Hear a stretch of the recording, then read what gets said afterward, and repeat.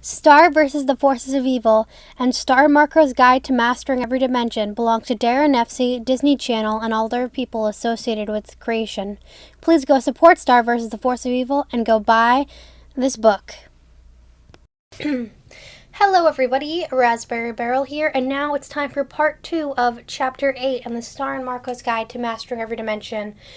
Sorry for the wait, everybody. School is about to get started where I am, and crazy busy. I don't know when exactly this video will be out, but hopefully it doesn't take too long after recording. So, this is part 2 of Chapter 8. I split this in 2 parts. 1, because it's a very long chapter, and 2, because this half of the chapter is all about the ponyheads. Okay, well, let's just get right into it. Meet the Ponyheads, King Ponyhead and his 13 daughters. My family has had a long relationship with the Ponyheads. My dad and King Ponyhead met as teens. When King Ponyhead ran away from home, he escaped the Cloud Kingdom, hiding out in the Forest of Certain Death, where my dad was hunting beasts. Because they both have one horn, my dad initially thought King Ponyhead was a beast and stalked him to a watering hole. As King Ponyhead, then Prince Ponyhead, was drinking, my dad jumped on him and they had a big tussle before my dad realized that he was wrestling a ponyhead, not a beast. They became fast friends, and he and my dad are close to this very day. The Ponyheads are different from the butterflies as they are patrilineal. The throne is handed down from the king to his firstborn son.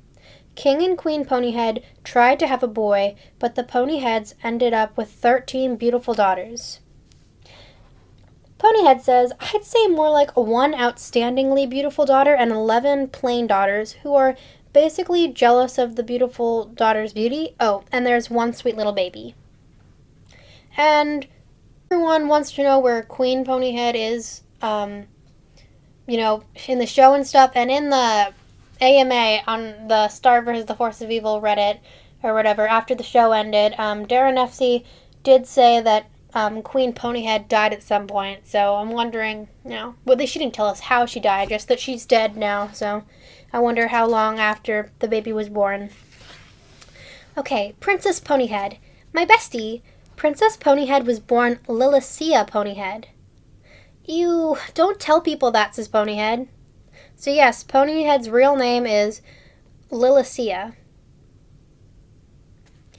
But after her 12th and final sister was born, it was obvious who the heir to the throne was going to be, so her title became Princess Ponyhead. Because we are both princesses, I don't have to use her title.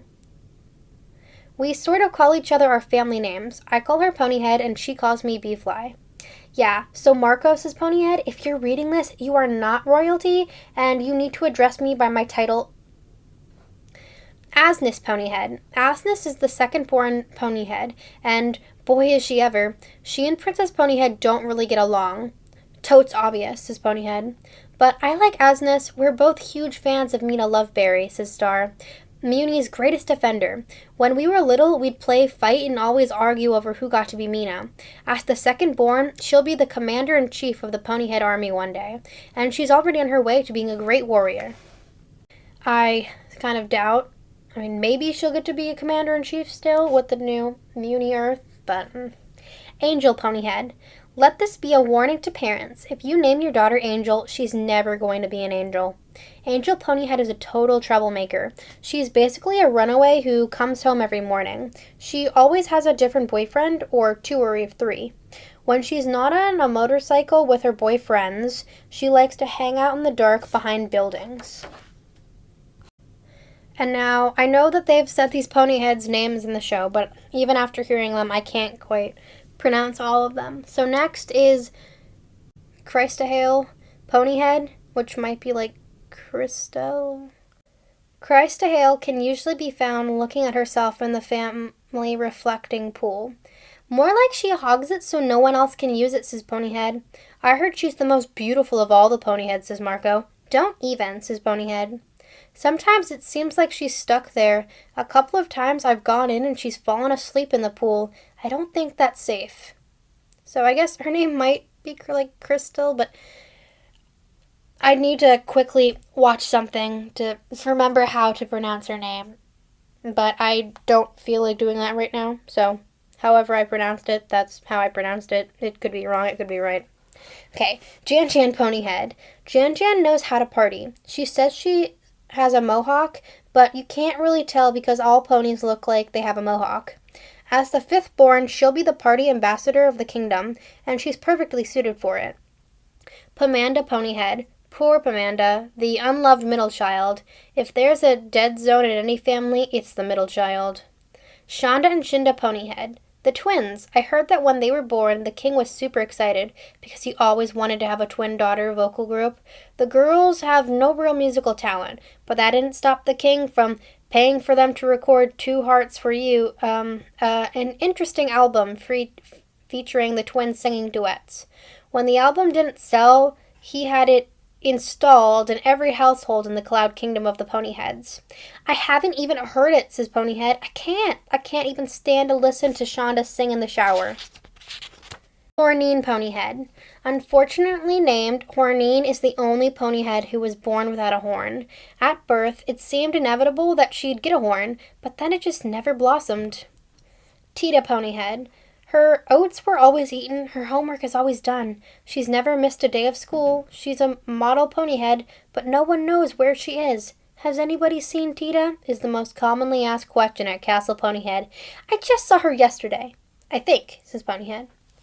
Everyone says, I just saw her yesterday. But when pressed for details on that, no one can quite remember if it was yesterday or the day before or the day before. But I guess as long as her homework is done, NBD. And then, I don't think we've ever heard this Ponyhead's name in the show. Chisna Ponyhead? Chisna is the least Ponyhead. When she came of age, the first thing she did with her outcoming money was to have her horn filed off and get a body implant. She would rather be a horse. I love Chisna, but she's always asking to give me horsey rides, and it's a little scary because she doesn't really know how to work her legs just yet. Wistine Ponyhead. Wistine, old baby Ponyhead. Poor thing, she thought she was going to be the baby, but then surprise, Francis was born and stole the position from her. You almost made it, Wistine.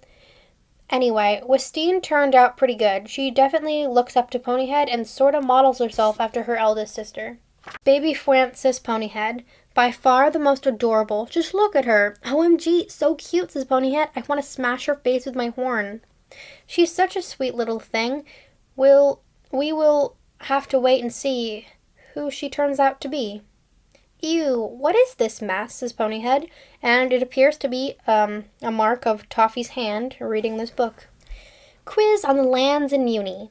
See Star and Marco and Ponyhead's map of dimensions for more Muni information. And we already did show this map, so go and see. I'm pretty sure it was chapter 3, map of the dimensions, that we looked at the map, so go back to that video to see the map again, or look it up, I guess.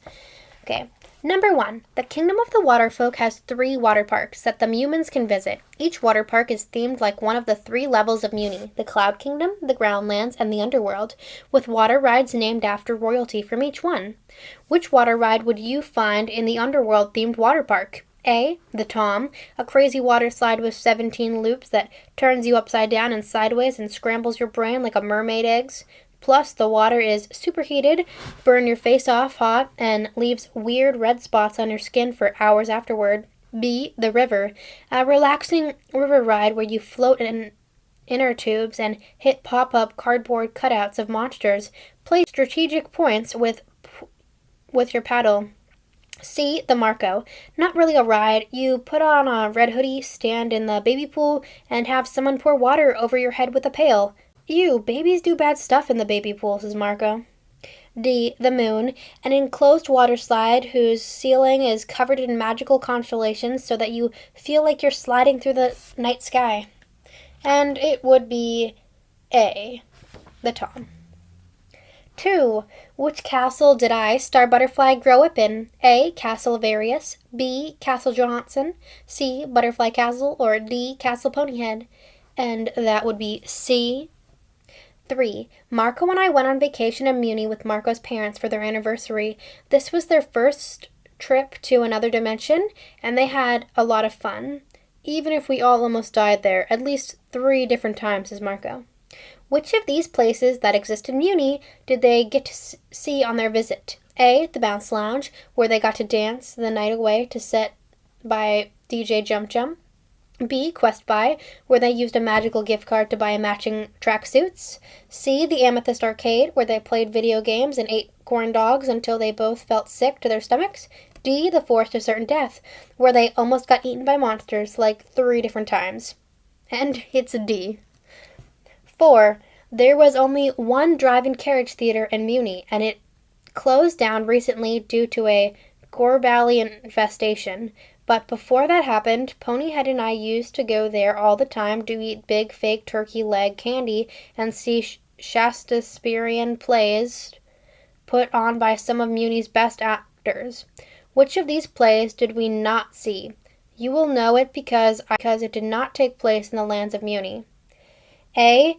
Momio and Juliet in the Forest of Certain Death. D. Julio C0 goes to the underworld. C. A late winter's nap in the Cloud Kingdom. Or D. Hammy Leto visits Earth. That's D, pretty sure. And then yes, here at the bottom, it says answers 1A, 2C, 3D, 4D.